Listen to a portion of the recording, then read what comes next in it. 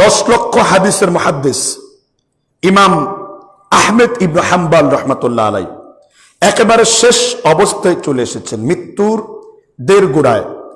তখন তিনি 3 বার বললেন সুহকান সুহকান সুহকান।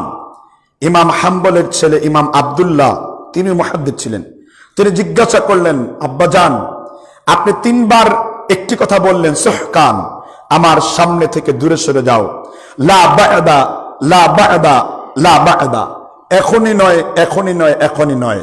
আপনি কাকে এই কথাটি বললেন? ইমাম আহমেদ ইবনে হাম্বল বললেন যে আমার কাছে শয়তান তার আসল প্রতিকৃত ছবি নিয়ে আমার সামনে উপস্থিত হলো এবং আমাকে শয়তান এসে বলতে শুরু করলো, হে ইমাম হাম্বল, তুমি আমার হাত থেকে ফসকে বের হয়ে গেলে আমি তোমাকে ধোকায় ফেলতে পারলাম না। ইমাম হাম্বল বললেন লা বা'দা লা বা'দা লা বা'দা, এখনই নয় এখনই নয়, যেই পর্যন্ত আমার মৃত্যু ঈমানের উপর না হচ্ছে, যেই পর্যন্ত আমার সাকরাতুল মাউত হচ্ছে, তোমার সাথে আমার এই লড়াই যুগ যুগ ধরে চলে এসেছিল, এমনকি মৃত্যুর শেষ পর্যন্ত চলে আসবে, আমি তোমার থেকে ফিরে আসবো না, বরং আমি পূর্ণ মনোনিবেশ করব সেই মহান সত্তার দিকে যে আল্লাহ আমাকে সৃষ্টি করেছেন।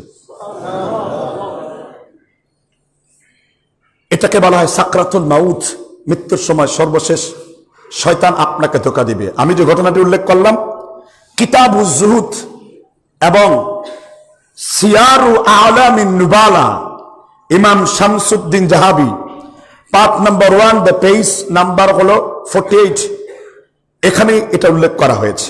তার মানে এই ইমাম হাম্বলের কথা থেকে শিখলাম যে শয়তান মৃত্যুর পূর্বে কি করবে? মানুষকে ধোঁকা দিবে। এই জন্য আমাদের সবসময় আমাদের অন্তঃকরণের মধ্যে মৃত্যুর প্রস্তুতি থাকতে হবে।